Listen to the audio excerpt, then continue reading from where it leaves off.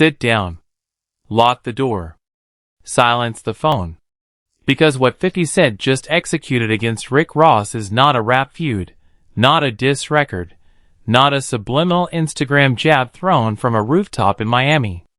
What 50 Cent executed is a corporate assassination stamped in red ink, filed in a Florida registry at 5:45 this afternoon, and delivered to Rick Ross with the calm of a man who has been sharpening this exact blade for 17 years. The terrifying part, the part every executive from Manhattan to Atlanta is whispering behind closed doors tonight, is that 50 Cent did not use a single bar. Not one. Not a hook. Not a punchline. 50 Cent used a pen. Now hold on, because I know what you are about to type. This is the same old Officer Ricky nonsense recycled for clicks. Shelve that for 15 minutes, because the 50 Cent who hunted Rick Ross in 2008 does not exist anymore. That version was a rapper with a grudge. The 2026 version is a media mogul with production deals on speed dial at Netflix, Stars, and Lionsgate. And the Rick Ross bleeding on the boardroom floor tonight is not the same Rick Ross. The old Rick Ross had label muscle, radio spins, and billboard armor. The Rick Ross bleeding tonight is a legacy artist with a 2000 first week album, a tour selling below 20% capacity, and a debt portfolio quietly purchased by the oldest enemy. I have the filings. I have the venue reports.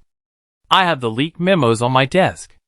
Stay locked in, because what surfaced in Tallahassee this afternoon rewrites who actually owns the ground under hip-hop, and it does it without a single new verse being recorded. Strange things have been happening around Maybach Music Group for 90 days, and nobody in the mainstream press connected the wires until tonight. Rick Ross rolled out the 12th studio album with the swagger of a man who still believed the market was frozen in 2011. Rick Ross built the campaign around a global orchestra tour, hardwood arenas, dinner jacket branding, and private jet flex reels from a hangar in Fort Lauderdale. For 72 hours the mythology held. The blogs played along. The podcasts genuflected.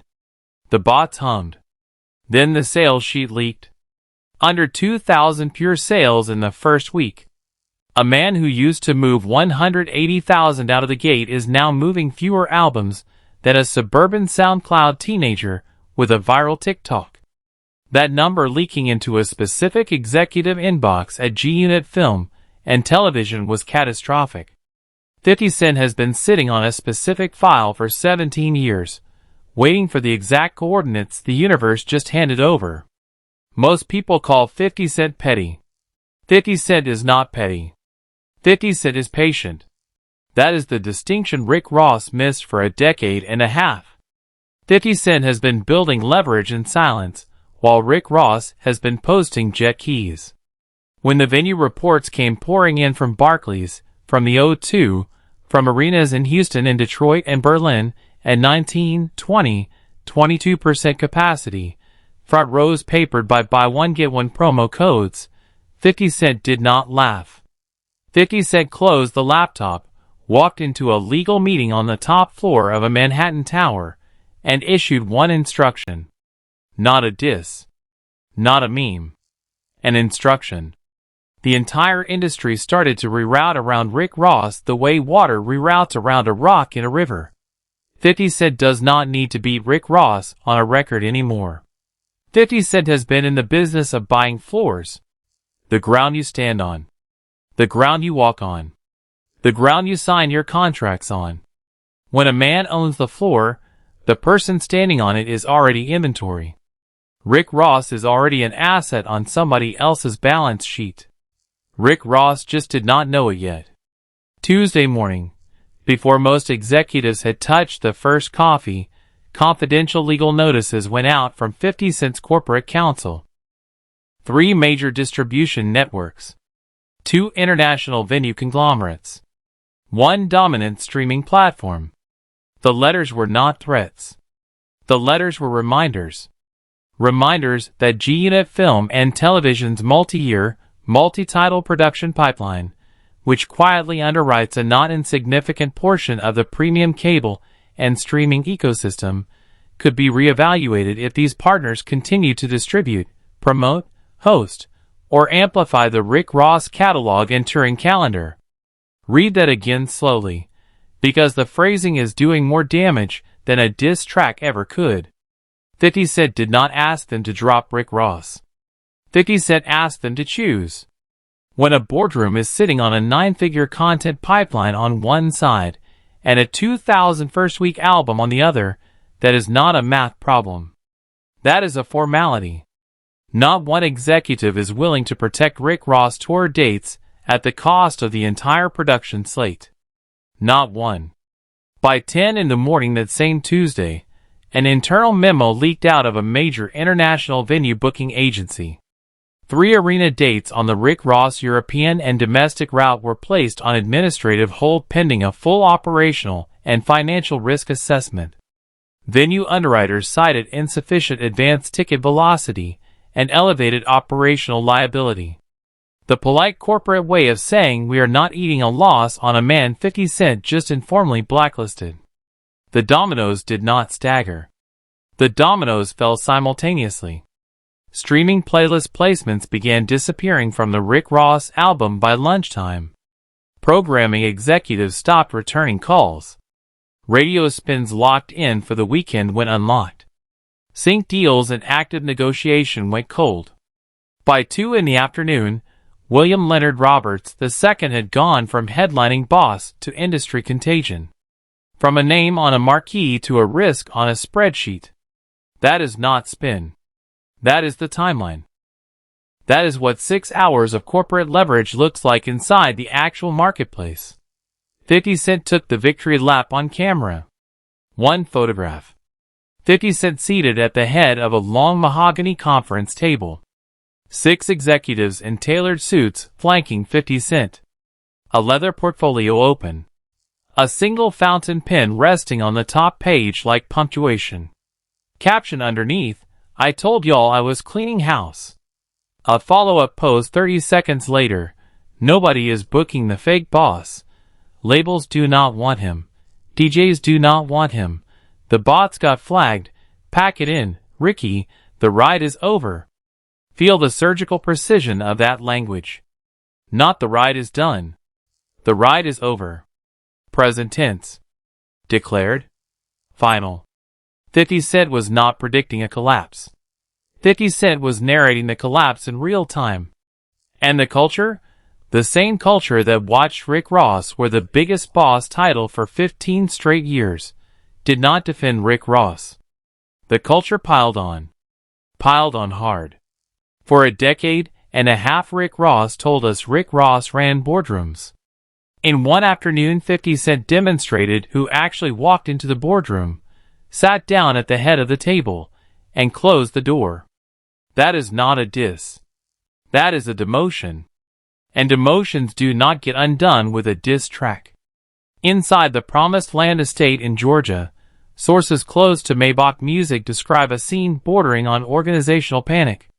The road manager was on one line. The distribution rep was on a second. Event promoters in 5 states were on hold on a third. The catering vendor for the European leg was asking whether to refund $100,000 of deposits. The insurance carrier on the tour bond was demanding updated capacity projections in writing before end of business. In the eye of that storm, Rick Ross. Silk robe. Cigar smoldering. Cell phone in one hand. Laptop open in the other. Trying to hold a mythology together while the mythology was being actively repossessed. Rick Ross went live.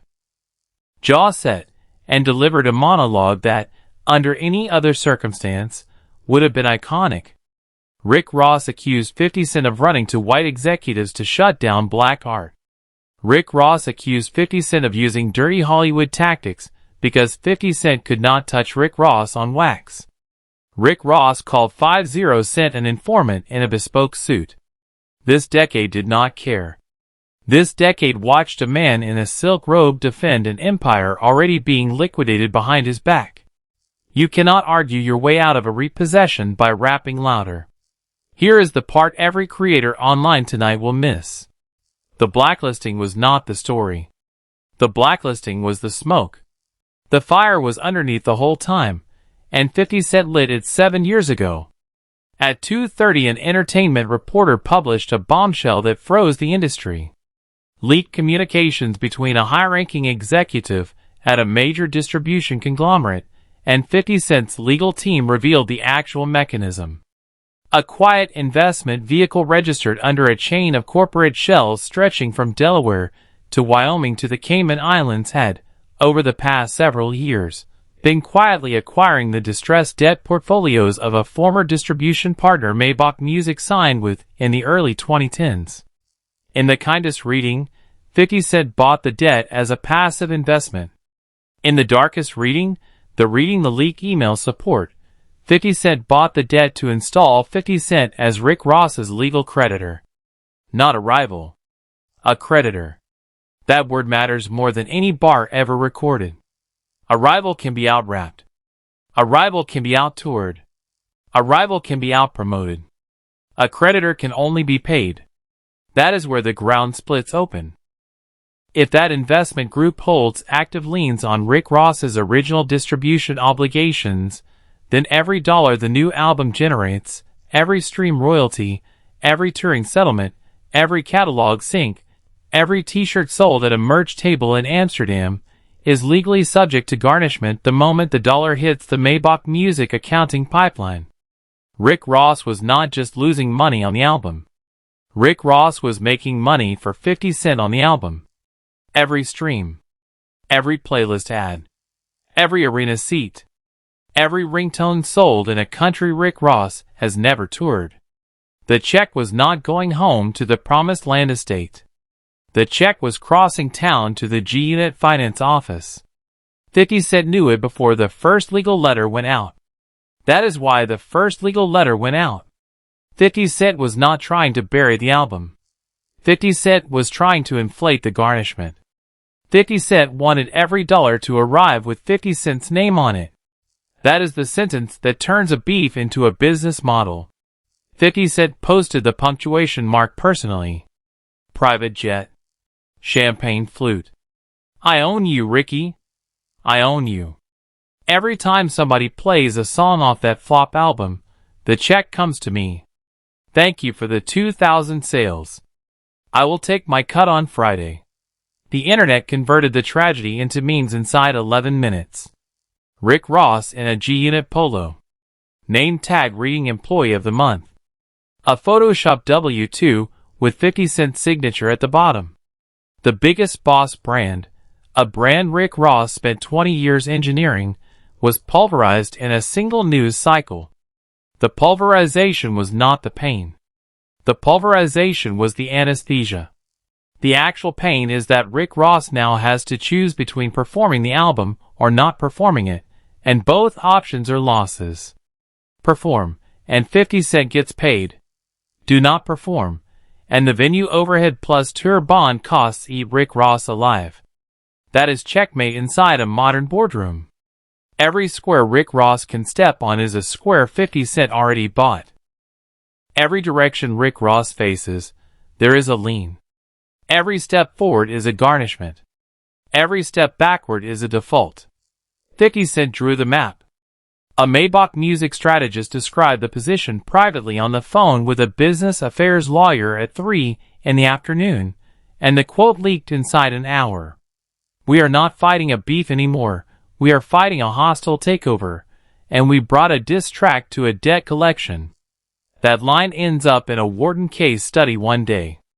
Somewhere in the back of that classroom, a 22-year-old with a rap dream is finally going to understand why the paperwork matters more than the punchlines. Rick Ross prepared for a rap war. 50 Cent prepared for a corporate war. The moment the two strategies met inside the marketplace, one of them stopped being a strategy and started being a target. Rick Ross did not lose this fight in 2026. Rick Ross lost this fight in 2011, inside a conference room Rick Ross never attended, on a document Rick Ross never reread. The Rick Ross legal team filed. Late in the afternoon, The Rick Ross camp announced an emergency federal lawsuit alleging tortious interference, predatory corporate harassment, and illegal restraint of trade. The camp asked a federal judge for an immediate injunction against the debt enforcement mechanism. On paper, that is a reasonable move. But paper does not know 50 Cent. This paper was drafted by attorneys who have been quietly preparing for this filing for years. The 50 Cent counsel responded with one sentence: "We welcome the litigation, as discovery will require Rick Ross to submit 10 years of unedited tax returns and offshore financial records under penalty of perjury." That sentence is not a legal response. That sentence is a nuclear deterrent. 50 Cent is not saying we will beat you in court. 50 Cent is saying we will open your books in court, and everything you spent 20 years hiding will become a matter of public record.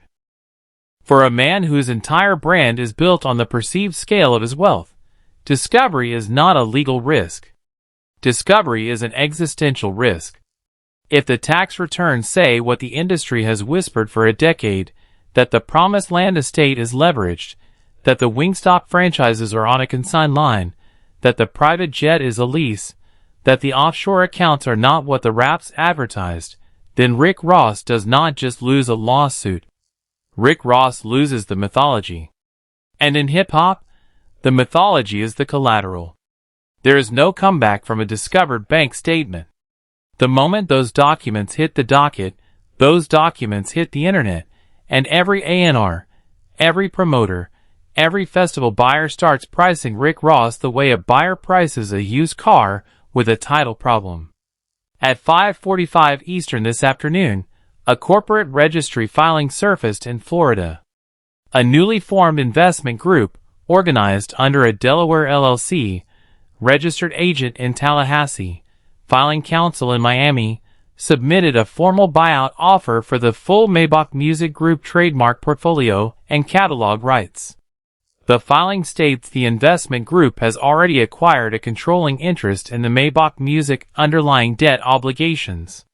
If Rick Ross defaults on the upcoming liability payments, which given the tour freeze and the streaming audit is not a hypothetical but a Tuesday, the investment group is positioned to convert the debt directly into equity.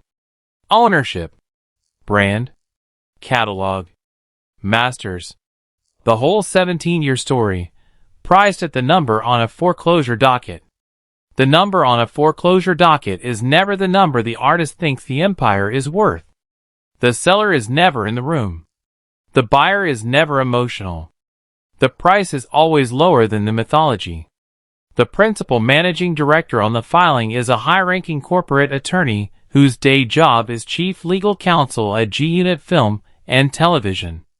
The vehicle acquiring Maybach Music is not a passive investor. The vehicle is a strategic acquisition arm directly aligned with the 50 Cent personal corporate structure. 50 Cent is trying to legally purchase the empire that made Rick Ross Rick Ross. 50 Cent owns the name. 50 Cent owns the back catalog. 50 Cent owns the master rights. 50 Cent owns the logo. 50 Cent owns the trademark. 50 Cent owns the Chure name. The Maybach Music name is not just an artist name. The brand is an ecosystem. Meek Mill signed to that ecosystem. Whale signed to that ecosystem.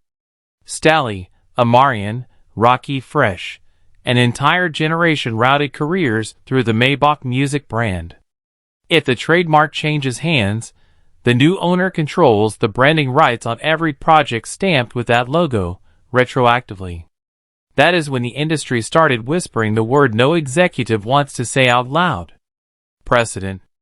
Because if the takeover works, and right now the takeover is working, then the corporate hostile takeover of a hip-hop label just got proven. Every legacy artist with a leveraged catalog just felt a cold breeze on the back of the neck. Now the counter-argument. A serious camp says 50 Cent has just weaponized private capital in a way that threatens every independent black-owned label in the game.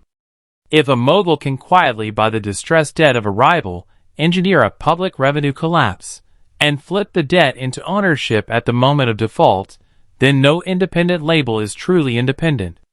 That is not paranoia. That is Wall Street.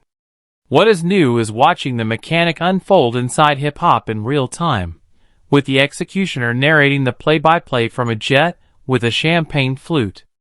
A bad news cycle heals. A paradigm change rewrites the textbook.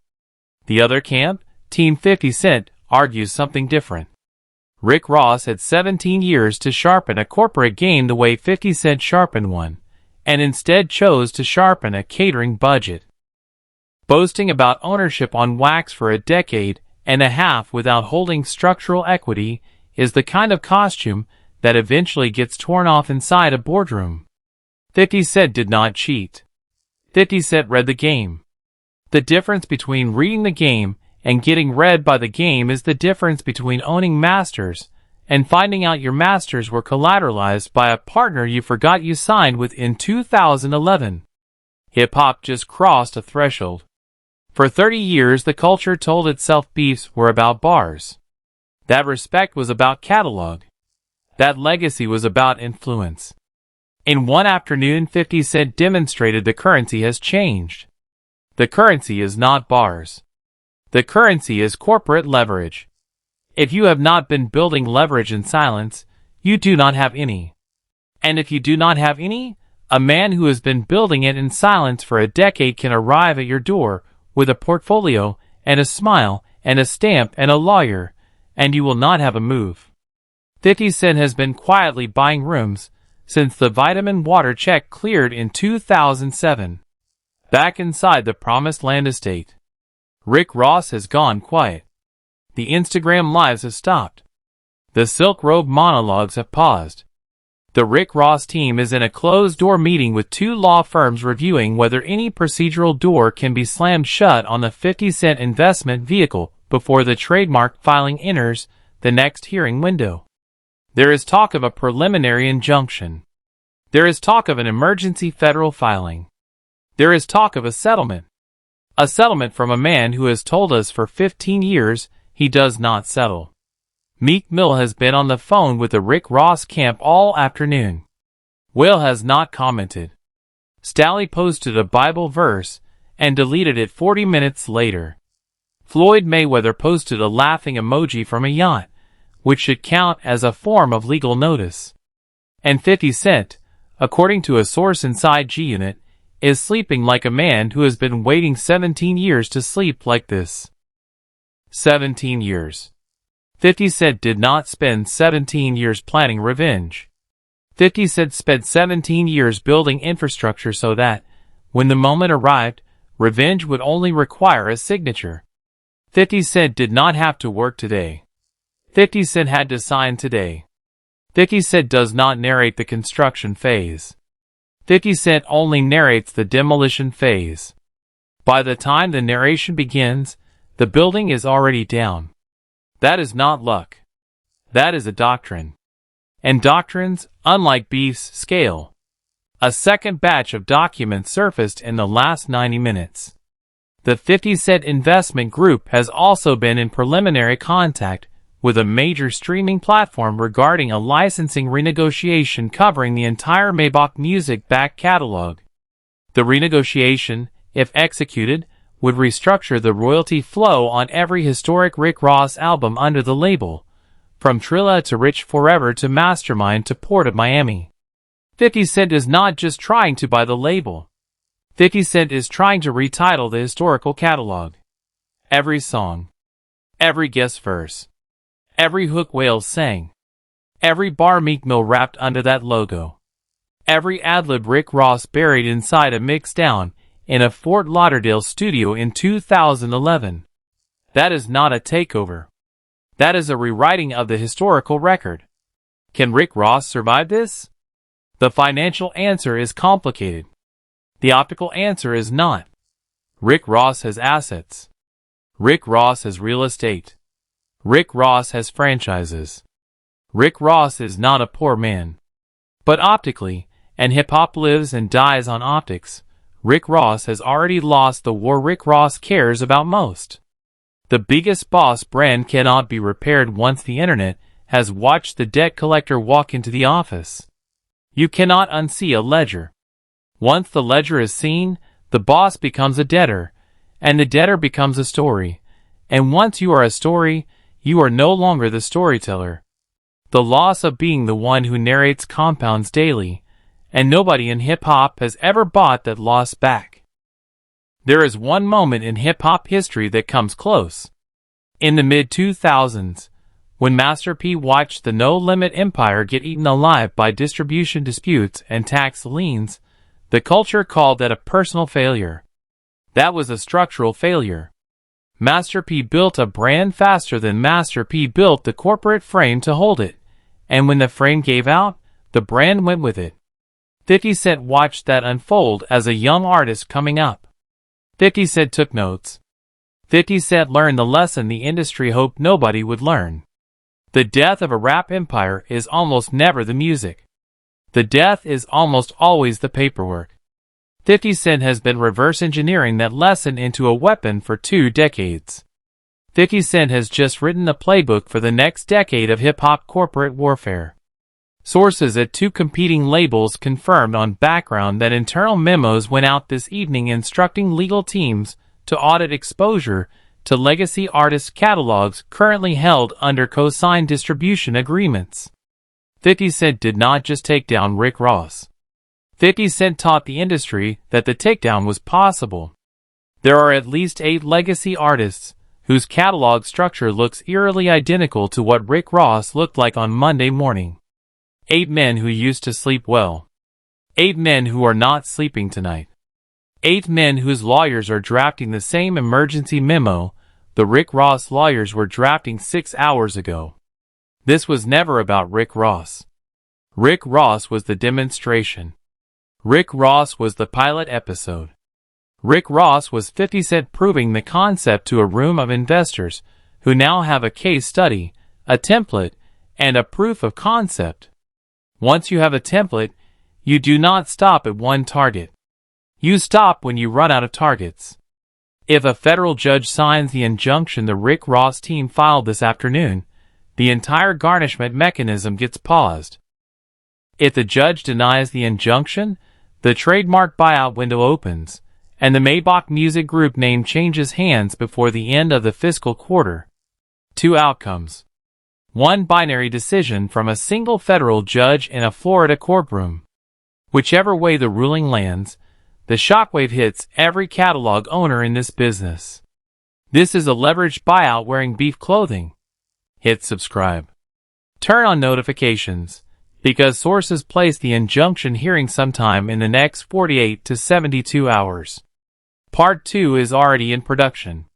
Part 2 names the 8 legacy artists whose catalogs may be next. Part 2 breaks down the offshore corporate structure the investment vehicle actually sits on, layer by layer. Part 2 shows the 7-page contract clause from 2011 that made every dollar of tonight possible. Drop your verdict. Did 50 Cent finally deliver the 17-year receipt, or did 50 Cent weaponize private capital against black-owned music in a way the culture is going to regret? Tell me who wins. Tell me who loses. Stay locked in. Stay sharp. Stay skeptical. Do not blink. Because in this industry, the blink is where the empire changes hands, the boss become.